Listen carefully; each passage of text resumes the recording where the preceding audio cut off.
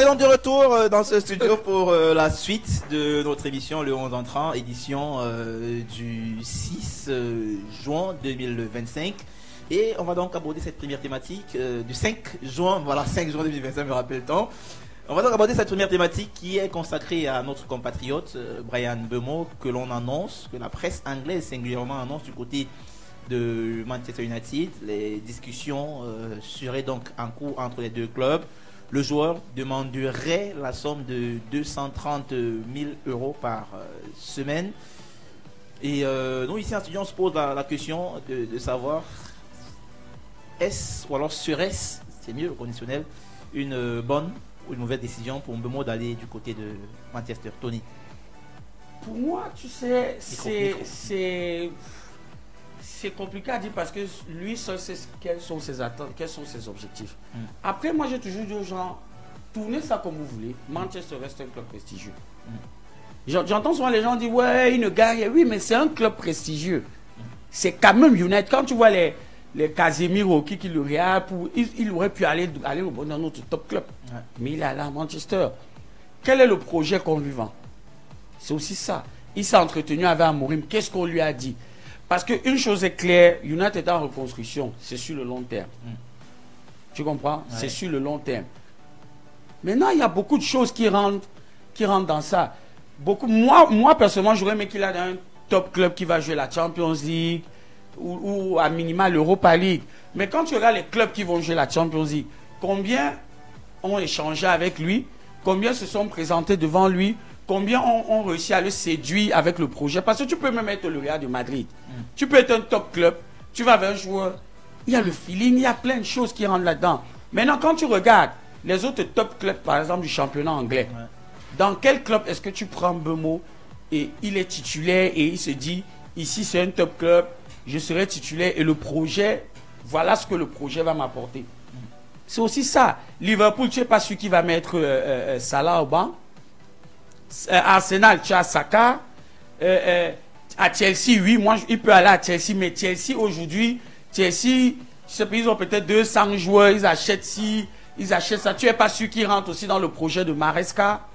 Ça fait, tu vois que ça fait beaucoup. À United aussi, à gauche, tu as Amad Diallo. À droite, tu as c'est ça que je dis, tu as Amad Diallo à droite. Mais maintenant, est-ce que dans le projet d'Amorim, dans le projet d'Amorim, Amorim peut facilement te dire, bon, ok, tu viens, et puis le petit, je l'envoie peut-être de l'autre côté. Parce que le joueur aujourd'hui, je ne suis pas sûr que Mbeumo puisse aller dans un club où il n'a pas la certitude d'être titulaire. Parce que c'est aussi ça le truc, il faut qu'il soit titulaire. Tu ne finis pas une saison comme tu avais à faire là, pour aller t'asseoir. Qui plus est à Manchester United, qui certes est un top club, mais traverse une mauvaise passe aujourd'hui. Donc, il y a plein d'éléments qui forcément rentrent en jeu. Tu peux dire par exemple Newcastle, mais après, lui peut-être il privilégie le prestige. C'est pour ça que je dis, entre ce qu'on lui présente sur la table et ce que lui veut atteindre, il peut se dire, ok, je vais remonter la pente avec United, on va revenir en Europe, et puis voilà. Parce que moi, honnêtement, quand je regarde hors d'Angleterre, les top clubs qui vont jouer la Champions League, qui peuvent aussi répondre à ses prétentions salariales, voilà. Parce que ça aussi, c'est un point à noter. Qu'est-ce qu'il attend sur le plan salarial? Forcément, il fait partie des... Si tu mets les 10 meilleurs joueurs du championnat anglais aujourd'hui, forcément, Bryan Mbeumo fait partie de la shortlist. Du coup, il sait ce qu'il vaut aujourd'hui et il sait ce qu'il a en droit de demander. Et il n'est pas sûr de reproduire la même saison qui va lui permettre qui va permettre à ce qu'un club s'aligne sur ses prétentions salariales. Voilà, donc il faut seul lui peut dire, moi je lui souhaite beaucoup de chance. Après il ne sera pas en terrain inconnu, il va retrouver 2 joueurs africains déjà. C'est 3 parce qu'il y a Onana, Diallo, il y a Mazraoui. Et Mazraoui, oui, il y a Mazraoui le Marocain. Il va les retrouver, il ne sera pas dépaysé, notamment avant André Onana. Il faudra gérer ça. Du côté de United aussi, ils devront gérer le fait que ces joueurs-là vont aller à la CAN. Il faudra les remplacer. Donc tu vois qu'il y a beaucoup d'éléments dans les discussions qui rentrent en compte des deux côtés. On se rappelle ce qui s'est passé avec André Onana, quand il fallait qu'il vienne passer au moment où il signe. Il a pris sa retraite internationale. Ensuite, il faut qu'il revienne à la NAC. Donc il y a tout ça qu'il faut gérer. Moi, je lui souhaite bon vent parce que quoi qu'on dise, peu importe ce qu'on peut dire sur United aujourd'hui, passer de Brentford à Manchester United, franchement, c'est un grand pas en avant. Yvan, Tony parle de grand pas en avant, mais lorsqu'on vient d'une saison quand même avec Brentford où on a réussi à claquer 20 buts, 7 passes décisives, et on a terminé 10e à 5 rangs devant Manchester qui lui a terminé 15e. Au-delà du côté lié au prestige qu'évoque Tony, est-ce que sportivement c'est un pas en avant que fait Bryan Mbeumo aujourd'hui en quittant de Brentford pour Manchester? Bon, sur la réalité de la saison qui vient de se terminer, c'est relatif. Parce qu'il y a le United de la Première Ligue qui a été catastrophique, qui a réalisé la pire saison de l'histoire du club. Et il y a le United de la Coupe d'Europe qui a fait un parcours sans faute jusqu'en finale et qui s'est incliné en finale de l'Europa League. Donc ça a été une saison dans l'ensemble mauvaise pour l'équipe, mais comparé à Brentford, ça n'a pas été une saison si mauvaise que ça, parce qu'au final, je crois que Brentford n'est qualifié pour aucune Coupe d'Europe. Ils sont 10e. Si je ne m'abuse, il n'y a que 5 classes d'écart entre les deux équipes. C'est beaucoup. Oui, c'est beaucoup, mais c'est très relatif. Donc sur la saison, on ne peut pas dire que c'est un pas en avant par rapport au parcours ou au visage que les deux équipes ont montré durant cette saison qui vient de s'achever. Maintenant, quand on a fini de dire ça, il faut quand même se rappeler, comme Tony le disait, qu'on parle quand même de Manchester United, l'équipe la plus influente d'Angleterre en termes de popularité. Regardez là, par exemple, sur la fin de saison, malgré qu'ils ont été catastrophiques, ils sont allés en Asie pour une opération marketing de quelques jours qui leur a rapporté 10 millions de dollars. Il n'y a pas beaucoup d'équipes dans le monde qui sont capables de le faire. Clair. Et donc, ça vous renseigne un peu sur le standing et le caractère prestigieux de ce club. En semaine, je suis tombé sur un classement qui faisait référence à la valeur marchande de chaque club. Et dans ce classement-là, United était 3e. 3e encore. Voilà, donc, derrière le Real, je crois, et le Bayern. je crois que c'est le Real ou le Barça, ou City. City. Derrière le Real et City. Et donc vous voyez que malgré le fait qu'ils ont été relativement moribonds cette année, ils sont quand même dans le top 3 des clubs qui ont la valeur marchande la plus élevée. Alors que de ce que beaucoup de joueurs disent, on se souvient encore de l'interview de Cristiano Ronaldo qui disait que de son départ en 2009 jusqu'à son retour au club en 2020, il n'y a pas beaucoup de choses en termes d'infrastructures. Mais United était resté un club sur la scène mondiale qui est très influent, très populaire. Et donc ce type d'élément-là, ça compte parce que quand vous êtes à United, ça n'a rien à voir avec le fait que vous soyez à Chelsea, même si Chelsea est un grand club d'Angleterre, à Newcastle, à Aston Villa, par exemple. En termes de notoriété, ça vous apporte toute autre chose. Je le disais, United était l'équipe d'Angleterre la plus suivie dans le monde entier, la plus sollicitée. Et donc, quand vous êtes dans ce type de club-là, en termes d'image, en termes d'aura, ça vous fait franchir un palier. On parlait d'Onana tout à l'heure. Il a connu l'Ajax, il a connu l'Inter avec lequel il est arrivé en finale de Ligue des Champions. Mais je peux vous assurer qu'en termes d'image, c'est pas pareil. Depuis qu'il est arrivé à United, c'est beaucoup plus fort. Maintenant, à côté de ça, il y a que quand vous réalisez de belles performances sportives, il faudrait qu'on ait l'honnêteté de se dire que ces mecs-là ont pour profession football. Et quand vous exercez un métier, vous devez pouvoir vivre de votre métier. Et donc, les performances que vous réalisez sur le terrain, il doit pouvoir avoir une certaine synchronisation avec les revenus que vous gagnez. Parce que si vous avez des performances époustouflantes sur le terrain, après, derrière votre compte bancaire, n'augmente pas de quelques chiffres, j'ai envie de dire que quelque part vous êtes perdant. On aura beau parler de vous, mais il faudrait qu'on se dise aussi que quand tu rentres dans un supermarché ou dans un grand magasin, tu n'achètes pas des articles avec une médaille ou un trophée. C'est avec de l'argent que tu achètes des articles. Et donc à un moment, quand tu réalises de belles performances, c'est aussi parce que tu as envie, sur le plan salarial, de pouvoir upgrade, comme le disent les anglo-saxons, avoir un salaire aussi qui est au niveau des performances que tu réalises. Or, aujourd'hui en Angleterre, il n'y a pas beaucoup d'équipes. On a lu un peu ci et là les infos sorties dans la presse anglaise. On parle de 230 000 euros par semaine. Ça veut dire que par an, on est autour pratiquement 10-11 millions. Ouais. Voilà, ce qui est très correct pour un joueur qui a des performances comme celle-là, et ce serait mérité pour lui. À côté de ça, sportivement, il faudrait qu'on se dise aussi que United était dans une... Je pense pas que, je suis même quasiment sûr que la saison prochaine, ils ne feront pas une saison aussi merdique que cette saison. Parce que Amorim a beaucoup plus de temps. Voilà, ça fait. J'ai surtout envie de dire merci à sa boule de cristal. Voilà, il est. Oui. Non, parce que. Ça divan en fait. Moi, je suis supporter de United. Okay. Et je me souviens, lorsqu'Amorim est arrivé, il commence ses 3 premiers matchs. Il a 2 victoires. Il a 2 victoires, un match nul. Et dans une interview, il a dit j'ai bien commencé, mais rassurez-vous, le pire arrive. Il a dit, alors qu'il était sur une bonne phase, il a dit le pire arrive. Et en fin de saison, lors du dernier match de United à domicile, lorsqu'il gagne 1-0 face à Aston Villa, il a dit aux supporters, il leur a rappelé ce qu'il avait dit, alors qu'il venait de gagner ses premiers matchs. Il leur a dit, on vient de finir une saison catastrophique. Et je pense qu'il a d'ailleurs été celui qui tout le temps rappelait que l'équipe est en train de réaliser la pire saison de l'histoire du club. Il ne s'est jamais caché par rapport à ça. Il leur a dit, il y a de meilleurs jours qui arrivent. Moi, j'y crois. J'ai envie d'y croire parce que... Est-ce que c'est pas juste un bon communicant? Non. Au-delà de la com, il y a quand même que l'équipe va repartir sur autre chose. Okay. Rashford va partir, Anthony va partir. Il n'était déjà pas là en fin de saison. Oui, il est parti. Tu vois, il y a un certain nombre de choses. Rashford, on ne sait pas encore. Hein. Bon, dans tous les cas, il ne fait pas partie des plans d'Amorim. Il n'est pas parti des plans d'Amorim parce que Cunha, Matheus Cunha qui arrive, va porter le numéro 10, qui était le dossard de Rashford jusque-là. Amorim est en train de repartir sur un autre projet. Il aura la possibilité de recruter lui-même ses propres joueurs. Il a déjà adressé la liste des joueurs qui sont priés de se trouver un autre club. Et donc, dans cette logique-là, il y a une place qui va se libérer en attaque parce que Amad Diallo, c'est un bon joueur. Mais pour ceux qui ont regardé ce qu'Amorim faisait quand il venait d'arriver, Amad Diallo n'était pas utilisé par Amorim comme étant un offensif droit. Mais il a su gagner sa place. Je veux dire, non, il jouait, mais il était plutôt utilisé comme piston. Si vous regardez les matchs de United, il y a beaucoup de matchs où Amad Diallo a joué comme piston. Et je pense qu'on est beaucoup plus parti la saison prochaine. Et même s'il joue offensif droit, Mbeumo arrive dans un contexte où le nouvel entraîneur le sollicite. C'est beaucoup plus facile pour vous d'arriver dans un contexte où l'entraîneur qui est en place vous veut. Ça veut dire que le projet qu'il a envie de mettre en place, vous faites partie de ses plans, de ses idées.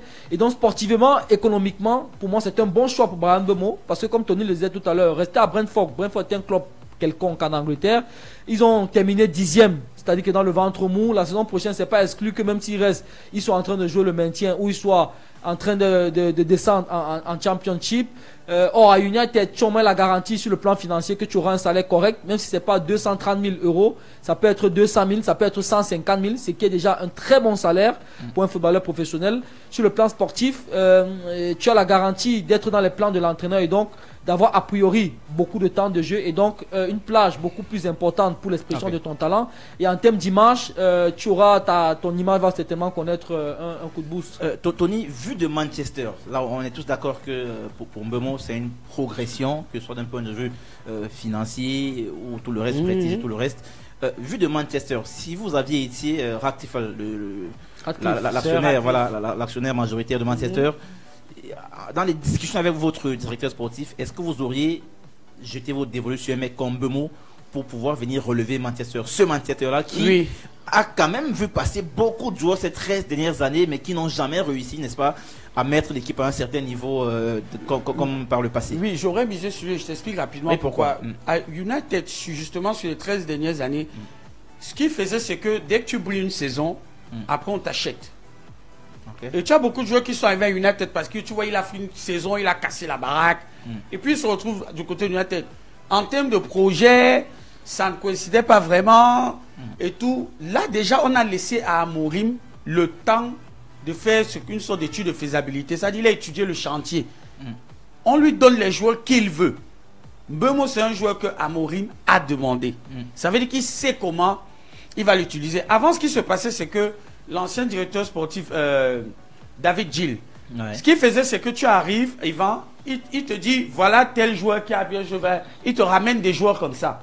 Et tu avais un trop plein de joueurs qui débarquaient comme ça du côté de United. Et à côté de ça, on ne te laisse pas le temps de travailler. Mbeumo, si tu observes bien, pour moi aujourd'hui, pour une équipe qui est en reconstruction, c'est le joueur qu'il faut à United parce que Mbeumo, sur les 3 dernières saisons, si tu regardes ses stats, je ne sais pas si Yvan les a sur les 3 derniers, tu vois qu'il est en constante progression. Nombre de buts, nombre de passes, nombre de buts, nombre de passes et la saison qu'il vient encore de réaliser. Ça veut dire que c'est quelqu'un qui est sur une phase ascendante. Et là maintenant, c'est le bon moment pour lui. Comme on dit souvent, le coquille est cuit. Comme on dit, c'est prêt. Tu vois un peu. Oui, c'est le bon moment pour Mbeumo de franchir ce câble-là. Parce que jouer à Manchester United, c'est une pression plus grande. Ce sont des attentes plus grandes. C'est plus à Brentford, tu peux te louper sur un match, après ça passe. À United, il n'y a pas ça. À chaque match, tu dois gagner. Tu as une obligation de résultat à chaque match. avec ce qu'il a montré avec son compère Wissa en attaque, tu peux te dire, ok, je peux miser sur ce mec-là. Et moi-même, j'ai toujours dit, Mbeumo n'est pas obligé de jouer à droite. Quand je regarde Brahim Mbeumo, tu sens que c'est un mec que tu peux mettre en pointe. Honnêtement, il a la puissance, il a le gabarit qu'il faut, il a la technique, il a la vitesse. Et au fil du temps, il s'est amélioré devant les buts. Parce que quand tu regardes le nombre de buts qu'il marque, regarde le match qu'on joue. Il y a un match qu'on joue, je crois, c'est l'un de nos derniers matchs avec les Lions là. L'action qui vit, il enroule, l'action typique des gauchers. Il y a l'année dernière, oui, il y a quelques mois, il te loupait ça. Non, mais aussi, il faut aussi dire qu'avec les Lions, c'est ça que je dis. Il n'a pas la même réussite forcément. C'est ça que je dis, mais au fur et à mesure, tu sens que c'est en train de venir. La mayonnaise prend. La mayonnaise est en train de prendre. Ça veut dire que derrière, il y a un travail spécifique qui est fait. Ça veut dire qu'il a pris conscience du potentiel qui est le sien et il doit sûrement avoir un préparateur psychologique pour le booster parce que tu termines pas avec le nombre de buts qu'il a. C'est 20 buts, je crois. C'est 20 buts. C'est 20 buts, oui. Tu fais pas. C'est décisif. Voilà, tu fais pas ces stats-là. Quand tu regardes la saison qu'il fait l'année dernière et cette saison, tu fais pas ça comme ça. C'est pas un hasard. D'autant plus que tu regardes ses performances sur les top matchs, même s'il n'a pas toujours marqué, mais il est présent. Et c'est ça qu'on attend d'un joueur pareil. United aujourd'hui ne va jouer que le championnat. Ça veut dire que United n'a pas la pression d'aller appeler tel top joueur qui veut seulement jouer la Champions. Si tu as ce qu'Amorim m'a dit, on lui a posé la question de savoir s'il allait prendre Gyökeres parce que ce dernier avait dit s'il m'appelle, je vais vous. Il a dit non. Ne viendront à United que les joueurs qui ont envie de porter le mot de Manchester United. Et je pense qu'aujourd'hui, voilà, Mbeumo connaît le championnat anglais. Il ne va pas le découvrir. Il a le temps d'apprendre ce que c'est que d'être dans un top club et pourquoi pas aller en Champions League l'année suivante. Yvan, ce qu'on a beaucoup plus mis en avant quand on a vu les résultats qu'a produit Brentford cette saison, c'est pas forcément une performance d'un seul joueur, mais c'est beaucoup plus un duo. Wissa et Mbeumo sur la pointe de l'attaque qui ont réalisé quand même tous ensemble, tous deux une saison simplement magnifique.